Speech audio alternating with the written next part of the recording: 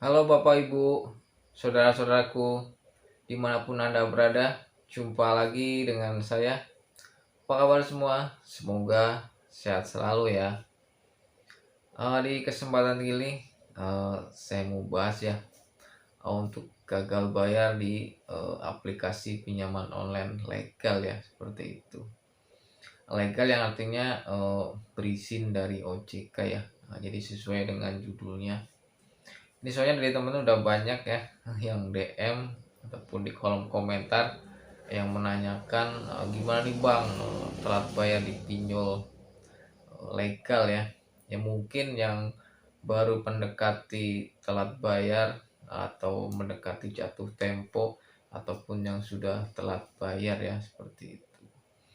Jadi dari teman-teman ini masih banyak yang takut, yang panik ya, karena telat bayar di pinjol yang legal. Takut dalam arti ya, karena setiap hari mungkin diteleponin, ditagih ya sama DC-nya, seperti itu. Oke, maka dari itu mau aku bahas ya, seperti itu. Jadi intinya seperti ini ya. Pengalaman saya, dan sejauh ini saya amati ya. Seseorang memutuskan gagal bayar ya, karena memang sudah tidak ada kemampuan untuk membayar, yang artinya memang sudah nggak punya uang lagi, seperti itu. Jadi maka dari itu saran saya, kalau Anda sudah tidak mampu, Anda nggak usah memaksakan ya. Memaksakan dalam arti Anda ditekan suruh bayar sekarang, sedangkan Anda nggak punya uang, seperti itu.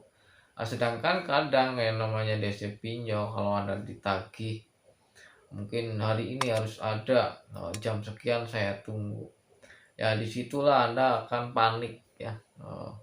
Anda akan panik, Anda bingung ini harus bagaimana, seperti itu. Biasanya dalam kepanikan ini Anda kadang berpikir apa ya, terlalu pendek.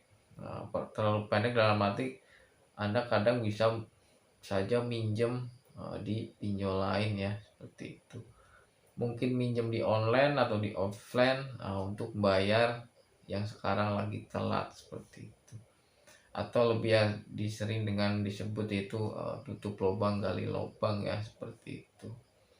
Jadi kalau Anda merasa ditekan lalu Anda nyari pinjaman uang untuk membayar, itu sama aja Anda membuat permasalahan baru ya, seperti itu. Soalnya permasalahan ini selesai, timbul masalah baru, seperti itu. Jadi menurut saya kalau Anda merasa sudah tidak mampu, tidak mampu beda ya dengan tidak mau bayar. Dan perlu digarisbawahi, tidak mampu bayar dan tidak mau bayar ya, seperti itu. Jadi kalau Anda tidak mampu bayar, Anda punya alasan ya. Mungkin Anda nganggur, lagi nggak kerja, jadi nggak bisa bayar, seperti itu. Jadi menurut saya alangkah baiknya, kalau Anda sekarang mungkin sedang telat bayar dan merasa panik, takut ditagih setiap hari, lebih baik Anda jelasin ya sama DC-nya. Nah, kalau saat ini saya tidak ada kemampuan untuk membayar, seperti itu. Nah, tidak mampu bayar karena Anda sedang nganggur, Anda nggak punya pekerjaan, seperti itu. Jangan sampai Anda nurutin omongan DC pinjol ya. Yang namanya DC pinjol kadang kan, Pak Bu, tolong nyari dana talang dulu, seperti itu. Nggak bakalan jauh, pasti seperti itu. Nyari dana talang artinya Anda harus minjem lagi dong, seperti itu. Soalnya Anda sekarang nggak punya uang, Anda suruh bayar utang. Nah, suruh nyari dana talang yang artinya Anda harus minjem lagi, mungkin di pinjol lain ataupun di teman, saudara, keluarga, kan seperti itu. Jadi Anda jangan terbawa ya, jangan mau dipengaruhi ya. Soalnya yang namanya DC pinjol itu kan udah pekerjaannya nagih orang, menuntut orang, suruh bayar hari ini. Nah, karena mungkin ditarget dari kantornya, Anda harus nagih, dan setiap hari minimal mungkin ditarget sekian orang harus bayar, kan seperti itu. Jadi Anda jangan terpancing ya kalau Anda disuruh nyari dana talang ataupun minjem ke keluarga seperti itu. Apalagi sampai jual barang-barang di rumah ya, seperti itu. Kalau Anda bayar hutang dengan cara menjual aset atau barang-barang yang di rumah, ntar pasti akan habis ya. Eh, Anda nggak punya apa-apa seperti itu. Dan juga yang jadi pertanyaan saya, kalau Anda bayar hutang dengan cara menjual aset ataupun Anda punya kendaraan atau Anda punya apa di rumah dijual buat bayar hutang, kenapa nggak dari dulu aja Anda jual barang untuk mungkin menutupi kebutuhan ekonomi ataupun untuk modal usaha seperti itu. Nggak harus minjem-minjem ke pinjol ya. Kalau ujung-ujungnya Anda bayar utang dengan cara menjual barang-barang yang di rumah seperti itu.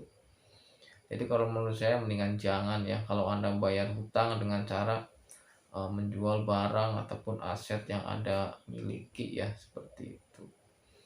Lebih baik Anda, solusinya yaitu Anda harus usaha ya, usaha gimana caranya supaya permasalahan utang piutang Anda ini terselesaikan ya, seperti itu.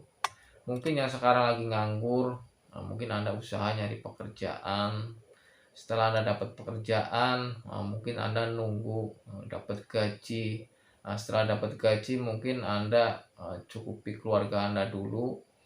Kalau ada sisanya, baru untuk mungkin bayar hutang ataupun mencicilnya ya, seperti itu.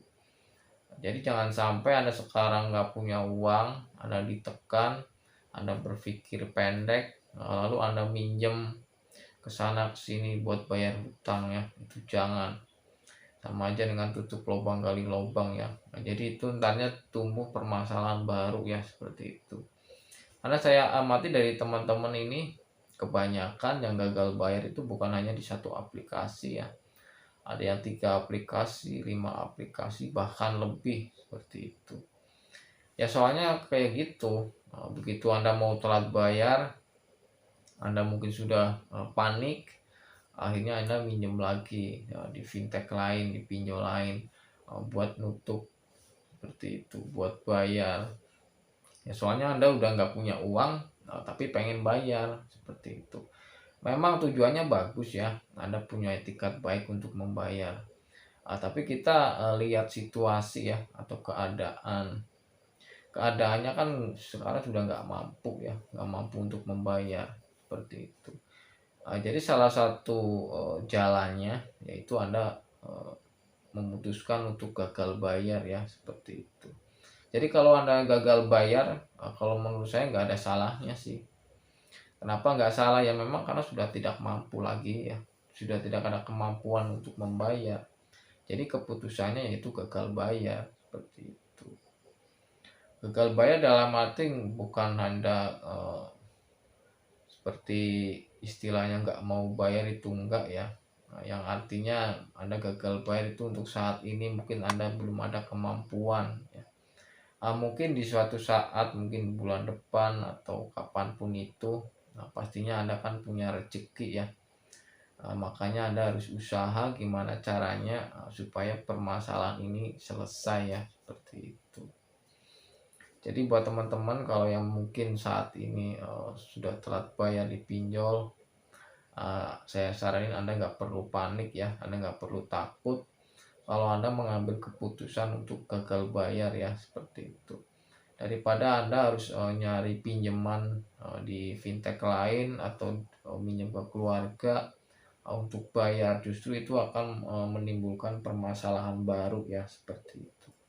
Jadi lebih baik semampunya aja kayak gitu. Kalau Anda nggak mampu, jangan ya, jangan minjem lagi.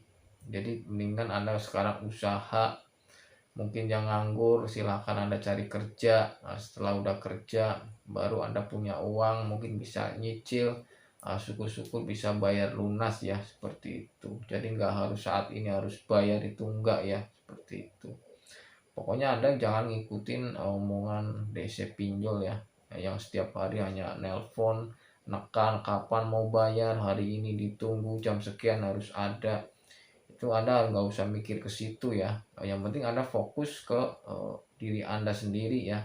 Soalnya penyelesaiannya ini pada diri Anda sendiri ya, bukan kepada orang lain seperti itu. Yang jelas Anda nggak perlu panik, nggak perlu takut ya. Yang sekarang telat bayar, saran saya lebih baik Anda semampunya aja ya seperti itu. Jadi Anda nggak harus eh, takut ya, takut dalam arti ditekan setiap hari. Lebih baik Anda jujur jawab aja, kalau untuk saat ini saya tidak ada kemampuan untuk membayar, seperti itu.